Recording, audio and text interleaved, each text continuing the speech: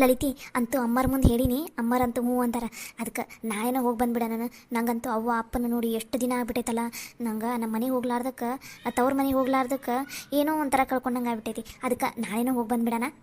ನಿನಗೆ ಅಷ್ಟನ? ನನಗೂ ಅಷ್ಟ. ನನಗೂ ನಮ್ಮ ಅಮ್ಮನ ಯಾವಾಗ ನೋಡ್ತೀನೋ, ನಮ್ಮ ತಮ್ಮನ ಯಾವಾಗ ನೋಡ್ತೀನೋ, ನಮ್ಮ ಕಾಕನ ಯಾವಾಗ ನೋಡ್ತೀನೋ ಏನೋ ಅಂತ ನಾನು ಕಾಯಕ್ಕೆ ಕುಂತೀನಿ ಗೊತ್ತನ. ಸರಿ ತಗೋ, ಹಂಗಂದ್ರೆ ನಾಳೆನೇ ಹೋಗ್ಬಿಡಣ. ಒಂದು 2 ದಿನ ಇದ್ದು ಬರೋಣ. ಅವತ್ತು ನಾಳೆನ ಹೋಗಿ ನಾಳೆನ ಬಂದುಬಿಟ್ರೆ ಇದ್ದಂಗೆ ಅನ್ಸಂಗಿಲ್ಲ. ಅದಕ್ಕೆ 2 ದಿನ ಆರಾಮಾಗಿ ಇದ್ದು ಬರೋಣ. ಹಾಂ ಆಯ್ತು ತಗೋ, ಹಂಗೆ ಮಾಡೋಣ. ಹೆಂಗೋ ಈಗ ಹೊಲಿಯೋ ಬಟ್ಟಿನೂ ಅಷ್ಟೊಂದಿಲ್ಲ, ಆಮೇಲೆ ಹೊಲ್ದನ ಕೆಲಸನೂ ಈಗ ಸದ್ಯಕ್ಕೆಲ್ಲ ಮುಗ್ದೈತಿ. ಆರಾಮಾಗಿ 2 ದಿನ ಇದ್ದು ಬಂದ್ಬಿಡೋಣ. ಬಂದಮೇಲೆ ಮತ್ತು ನಮ್ಮ ಕೆಲಸ ನಾವು ಚಲೋ ಮಾಡಿದ್ರಾತು.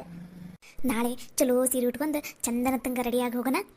ಅಲ್ಲಲ್ಲಿ ಇದ ಊರಾಗ ಐತಿ, ಏನೋ ಒಂದು ಸ್ವಲ್ಪ ದೂರ ಐತಿ ಮನೆ ಆಟ, ಅದಕ್ಕೆ ರೆಡಿಯಾಗಿ ಹೋಗೋಣಂತೀಯನ ನೀನು? ಅಯ್ಯ, ಈ ಊರಾದ್ರೇನು ಬೇರೆ ಊರಾದ್ರೇನು ತವ್ರ ಮನಿನಲ್ಲೇನು.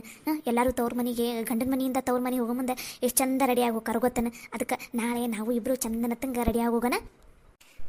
ಸರಿ ಆಯ್ತು ತಗೋ. ಚಂದನ ತಂಗ ಸೀರೆಗಿರಿ ಉಟ್ಕೊಂಡು ಚಂದನ ತಂಗ ರೆಡಿಯಾಗಿ ಹೋದ್ರಾತು. ಲಲಿತಿ ಅಂದಂಗೆ ಆಗಲೇ ಗಾಡಿ ತಂದು ನಾವು ಒಂದು 20 ದಿನ ಆತನ ಅನಿಸ್ತೈತಿ. ಇನ್ನೊಂದು ವಾರ ಬಿಟ್ಟು ಅದರದ್ದು ಕಂತು ಕಟ್ಟೋದೈತಿ, ನೆನಪೈತಿಲ್ಲ? ಹ್ಞೂ ಸವಿ, ಅದು ಕಂತು ಕಟ್ಟೋದೊಂದೈತಿ. ಮಾವರು ನೋಡಿದ್ರೆ ಎಷ್ಟು ಚಿಂತೆ ಮಾಡಕ್ಕೆ ಕುಂತ್ಬಿಟ್ಟಾರ.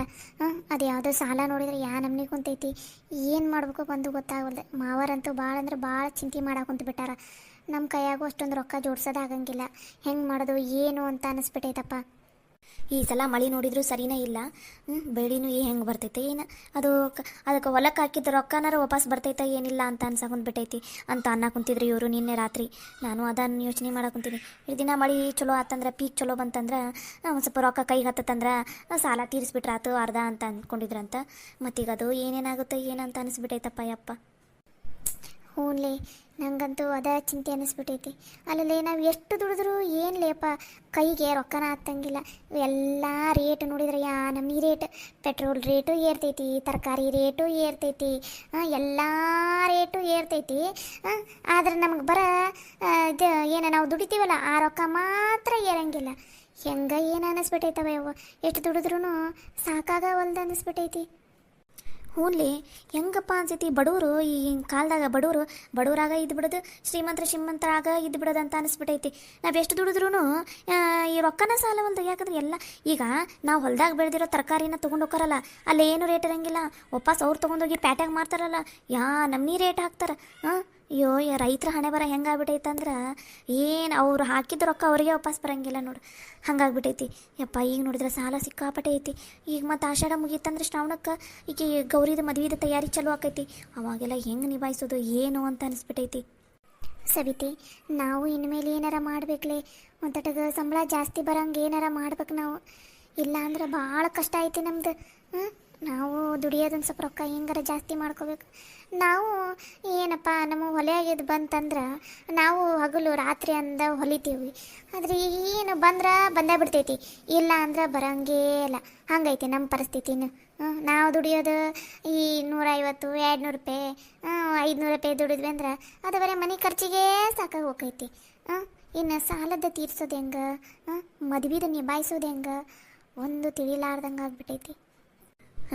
ಏನಾರು ಹೊರಗಡೆ ಹೋಗಿ ದುಡಿಯೋಣ ಅಂತಂದ್ರೆ ಹೊರಗಡೆ ಒಂದು ಕೆಲಸ ಸಿಗಂಗಿಲ್ಲ. ಮನೆಯಾಗ ಕೂತ್ಕೊಂಡು ಮತ್ತೇನಾರ ಕೆಲಸ ಮಾಡೋಣ ಅನ್ನೋದು ಎಷ್ಟು ಆಸೆ ಇರ್ತೈತಿ ನಮ್ಗೆ. ಮನೆಯಾಗಿರೋ ಹೆಣ್ಮಕ್ಳಿಗೆ ನಾವು ದುಡಿಬೇಕು, ನಾವು ಏನಾರ ಒಂದು ಸಾಧನೆ ಮಾಡಬೇಕು ಅಂತ ಎಷ್ಟು ಆಸೆ ಇರ್ತೈತಿ. ಆದ್ರೆ ಈ ಗೋರ್ಮೆಂಟಿಂದ ಏನು ಸಹಕಾರನ ಇಲ್ಲದಂಗೆ ಆಗ್ಬಿಟ್ಟೈತಿ. ಓದಿದಂಥ ಎಷ್ಟೋ ಜನರಿಗೆ ಕೆಲಸ ಇಲ್ಲ. ಹೊರಗಡೆ ಹೋಗಿ ದುಡಿತೀನಂದ್ರೆ ಕೆಲಸ ಸಿಗವಲ್ದು. ಇನ್ನು ನಾವು ಎಷ್ಟು ಓದಿದ್ರು ಮನೆಯಾಗಿದ್ದು ಮಾಡ್ಬೇಕಂತಂದ್ರೆ ನಮಗೆ ಎಲ್ಲಿ ಕೆಲಸ ಸಿಗ್ತೈತಿ ಹೇಳು? ಏನಪ್ಪ ಯಪ್ಪ, ಹೆಂಗಪ್ಪ ಅಂತ ಅನಿಸ್ಬಿಟ್ಟೈತಿ. ಹೆಂಗೆ ದುಡಿಯೋದು, ಹೆಂಗೆ ಮನೆ ನಡೆಸೋದು, ಹೆಂಗೆ ಸಾಲ ತೀರ್ಸೋದು, ಹೆಂಗೆ ಮದುವೆ ಮಾಡೋದು, ಯಪ್ಪ ಯಪ್ಪ ಯಪ್ಪ ತಿಳಿಲಾರ್ದಂಗೆ ಆಗ್ಬಿಟ್ಟೈತಿ. ಬಂಗಾರ ರೇಟ್ ನೋಡಿದ್ರೆ ನಮ್ನಿ ಏರಾಕುಂತೈತಿ. ಈಗ ವರದಕ್ಷಿಣೆಗೆ ಅವರೆಷ್ಟು ಬಂಗಾರ ಕೇಳ್ತಾರೋ ಆ ಬಂಗಾರಕ್ಕೆ ರೊಕ್ಕ ಹೆಂಗೆ ಜೋಡಿಸೋದು, ವರದಕ್ಷಿಣೆದು ರೊಕ್ಕ ಅದೆಂಗು, ಮದುವೆದು ಹೆಂಗು, ಯಪ್ಪ ನಮ್ನಿ ಖರ್ಚು ತಲೆ ಮೇಲೆ ಕುಂತೈತಂದ್ರೆ ಅದಕ್ಕೆ ಮಾವರು ಭಾಳ ಚಿಂತೆ ಮಾಡಕ್ಕಂತಾರ ಅನಿಸ್ತೈತಿ. ಮಾವರಿಗೆ ಗೌರಿದ ಮದುವೆ ಒಂದು ಆಗ್ಬಿಟ್ರೆ ಅವ್ರಿಗೆ ಚಿಂತೆನೇ ಇಲ್ಲದಂಗೆ ಆಗ್ಬಿಡ್ತೈತಿ ನೋಡು. ಅಕ್ಕಿದ ಮದುವೆ ಆಗೋ ತನಕ ಅವ್ರಿಗೆ ಒಂದು ಸ್ವಲ್ಪ ಚಿಂತೆ ಇರೋದೆ. ಅರೆ ಕವಿತಾ, ಇದೇನಿದು ಇಷ್ಟು ಲಗುನ ಬಂದ್ಬಿಟ್ಟಿ? ಅಲ್ಲ, ನಿಮ್ಮ ಅಪ್ಪಗನ ನಿಮ್ಮ ಅವ್ಗನ ಆರಾಮಿಲ್ಲ ಅಂತ ಅಂದಿದ್ದಿ. ಇವತ್ತೊಂದಿನ ಇದ್ದ ನಾಳೆ ಬರಬೇಕಿಲ್ಲ, ಇಷ್ಟು ಲಗುನ ಬಂದ್ಬಿಟ್ಟಿ. ಪಾಪ ಆರಾಮಿಲ್ಲ ಅಂತ ಅಲ್ಲೇ ಇದ್ದು ನೋಡ್ಕೋಬೇಕಿಲ್ಲ. ನನ್ನ ಇಷ್ಟ. ನನ್ನ ತವ್ರ ಮನೆಗೆ ನಾನು ಯಾವಾಗಾದ್ರೂ ಹೋಗ್ತೀನಿ, ಯಾವಾಗಾದ್ರೂ ಬರ್ತೀನಿ. ಯಾಕ ನಿಮ್ಮ ಪರ್ಮಿಷನ್ ತೊಗೋಬೇಕನ ಅದಕ್ಕೆ? ಸುಮ್ಮನೆ ನಿಮ್ದು ಕೆಲಸ ಎಷ್ಟೈತೆ ಅಷ್ಟು ನೋಡ್ಕೊರಿ, ನನ್ನ ತಂಟೆಗೆ ಬರಾಕ್ ಹೋಗ್ಬೇಡ್ರಿ. ಅರೆ ಈಕೆಗೆ ಏನಾತ್ಲೇಪ? ಈಕೆ ಯಾಕೆ ನಮ್ಮನೆ ಗುರ್ರ ಅನ್ನಕೊಂತಾಳಲ್ಲ? ತಿಂದಿದ್ದು ಹೆಚ್ಚಾಗಿರ್ತೈತಿ, ಅದಕ್ಕೆ ನಾವ ಇರ್ಲಿ ಬಿಡು ಪಾಪ ಅಂತ ಮಾತಾಡ್ಸಕ್ಕೆ ಹೋಕ್ಕಿವಲ್ಲ, ಅದಕ್ಕೆ ನಮಗೆ ವಾಪಸ್ ತಿರುಗಿ ಸಿಂಗ್ ಅನ್ನೋದು. ಅದಕ್ಕೆ ಈಕೆಗೆ ಮಾತಾಡ್ಸಕ್ಕೆ ಮನಸ್ಸು ಬರಂಗಿಲ್ಲ ನನಗಂತೂ. ಮುಂದೆ ಹೋದ್ರೂ ಯಾಕೆ ಅಂತ ಕೇಳಕ್ಕೆ ಮನಸ್ಸು ಬರಂಗಿಲ್ಲ. ಪಾಪ ಇರ್ಲಿ, ಏನೋ ಆರಾಮಿಲ್ಲ ಅಂತಂದ್ರಲ್ಲ, ಕೇಳೋಣ ಅಂತ ಕೇಳಿದ್ರೆ ಹೆಂಗೆ ಮಾಡ್ತಾಳೆ ನೋಡು, ಒಳ್ಳೆ ಹುಚ್ಚು ನಾಯಿ ಕಡ್ದಾರಂಗೆ. ನಡಿ ನಡಿ, ಇಲ್ಲೇ ಕುತ್ಕೊಂಡ್ರೆ ನಮ್ಗೆ ಹೊತ್ತಾಕೈತಿ. ನಾಳೆ ಹೆಂಗೋ ಊರಿಗೆ ಇದಕ್ಕೆ ತವ್ರ ಮನೆಗೆ ಹೋಗೋದಂತ ಅಂದಿಯಲ್ಲ, ಮೊದಲು ಬಟ್ಟೆ ಗಿಟ್ಟಿ ಎಲ್ಲ ಇಟ್ಕೊಳ ನಡಿ. ಮತ್ತು ಸಂಜೆಗೆ ಆ ಕೆಲಸ ಈ ಕೆಲಸ ಅಡಿಗೆ ಅದು ಇದು ಅಂತ ಚಲೋ ಆಗ ಬಿಡ್ತೈತಿ. ನಡಿ. ಹೌದಲ್ಲ, ತವ್ರ ಮನೆಗೆ ಹೋಗೋದಂದ್ರೆ ಅದು ಏನು ಖುಷಿ ಅಂದ್ರೆ ಯಪ್ಪಾ ಮೈಯೆಲ್ಲ ಒಂಥರ ರೋಮಾಂಚನ ಅನ್ನಿಸ್ತೈತಿ. ನಂಗಂತೂ ಯಾವಾಗ ಬೆಳ ಕರಿಯುತ್ತೋ, ಯಾವಾಗ ಹೋಗ್ತೀನೋ ಏನು ಅಂತ ಅನಿಸ್ಬಿಟ್ಟೈತಿ. ಬಾ ಬಾ, ಮೊದಲು ಬಟ್ಟೆ ಗಿಟ್ಟಿ ಎಲ್ಲ ಪ್ಯಾಕ್ ಮಾಡ್ಕೊನೇನ ಬಾ.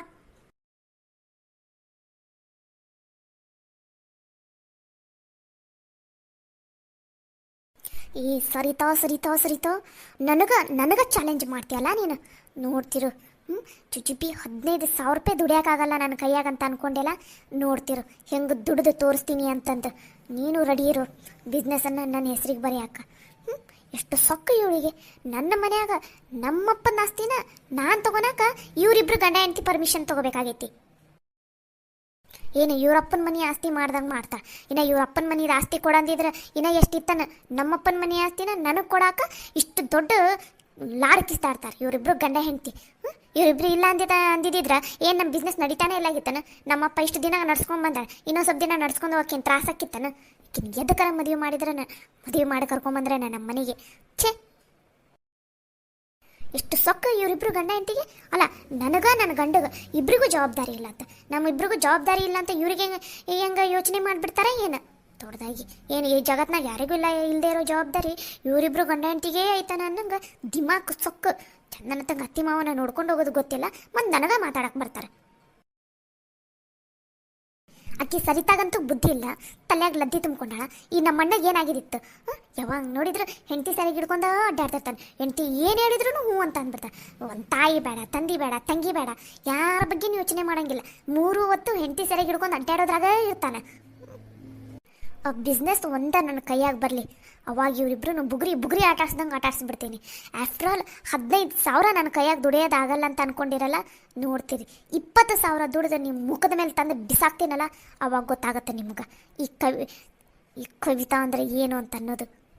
ಈ ಸರಿತಾಯಿಂದನ ಮನೆಯಲ್ಲಿ ನೆಮ್ಮದಿನೇ ಇಲ್ಲದಂಗೆ ಆಗ್ಬಿಟ್ಟೈತೆ. ಅಲ್ಲಿ ಹೋಗಿ ಆರಾಮಾಗಿ ಇದ್ದು ಮಾತಾಡಿ ಹೆಂಗಾದರೂ ಮಾಡಿ ಬಿಸ್ನೆಸ್ಸನ್ನು ಹಚ್ಕೊಂಡು ಬಂದುಬಿಡೋಣ ಅಂತ ನಾನು ಹೋದ್ರೆ ನನಗೆ ಮನೆಯಾಗಿರಂಗೆ ಮಾಡಲಿಲ್ಲ.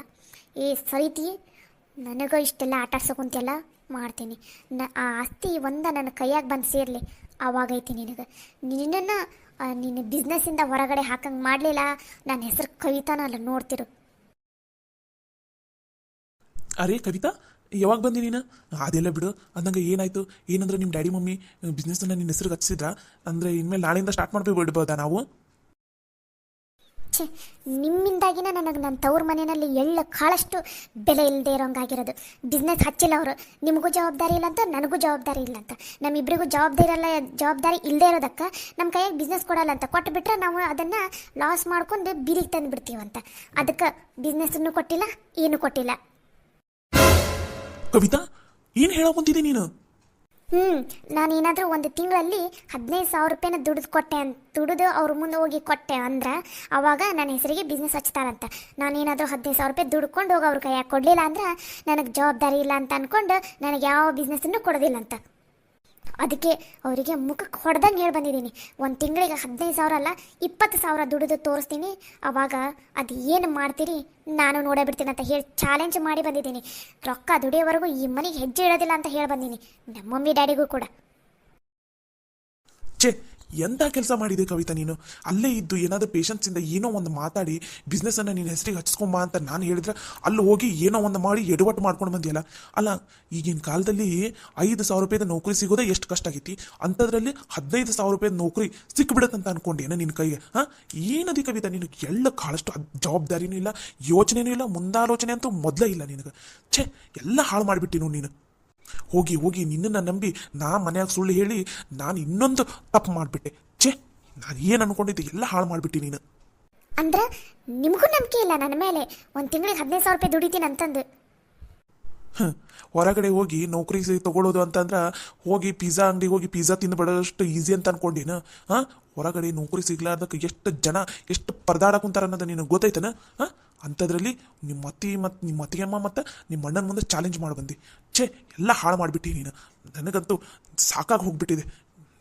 ಛೇ, ಕುಣಿಯಕ್ಕೆ ಬರದೇ ಇರೋನು ನೆಲ ಡೊಂಕು ಅಂದ್ರಂತ. ಆ ಜಾತಿಗೆ ಸೇರಿದವ್ರು ನೀವು. ನೆಟ್ಟಿಗೆ ಹೋಗಿ ಜಾಬನ್ನು ಹುಡ್ಕೋದು ಗೊತ್ತಿಲ್ಲ, ಇರೋ ಜಾಬನ್ನು ನೆಟ್ಟಿಗೆ ಇಟ್ಕೊಂಡು ಮಾಡ್ಕೊಳ್ಳೋದು ಗೊತ್ತಿಲ್ಲ, ಮತ್ತು ನನಗೆ ಮಾತಾಡೋಕೆ ಬರ್ತಾರೆ ಇಲ್ಲಿ. ನೋಡ್ತೀರ್ರಿ, ಎಲ್ಲರೂ ಮೂಗಿನ ಮೇಲೆ ಬೆರಳು ಇಟ್ಕೋಬೇಕು ಅಂಥ ಜಾಬ್ ತೊಗೊಂಡು ದುಡಿದು ತೋರಿಸ್ತೀನಿ. ಅವಾಗ ಗೊತ್ತಾಗತ್ತೆ ನಿಮ್ಮೆಲ್ರಿಗೂ ಈ ಕವಿತಾ ಅಂದರೆ ಏನು ಅಂತ ಅನ್ನೋದು. ಹೋಗಿ ಹೋಗಿ ನಿನ್ನಂಥ ಬಡವನು ಲೋ ಕ್ಲಾಸ್ ಇರೋ ನೀವು ಮದುವೆ ಆದೆಲ್ಲ, ಅದಕ್ಕೆ ಇವತ್ತು ಇಂಥ ಪರಿಸ್ಥಿತಿ ಬಂದಿರೋದು ನನಗೆ. ನೆಟ್ಟಗೆ ಹೆಂಡ್ತಿನ ಸಾಕೋ ಯೋಗ್ಯತೆ ಇಲ್ಲ, ಮತ್ತು ನನಗೆ ಮಾತಾಡಕ್ಕೆ ಬರ್ತಾನೆ ಇಲ್ಲಿ. ಛೇ, ನೋಡ್ತಿರು, ನಾನು ಕೈಯಲ್ಲಿ ಒಂದೇ ಬಿಸ್ನೆಸ್ ಬರಲಿ, ಅವಾಗ ಮೊದಲು ನಿನ್ನನ್ನು ಬುಗುರಿ ಆಟಾಡ್ಸ್ದಂಗೆ ಆಟಾಡ್ಸ್ತೀನಿ.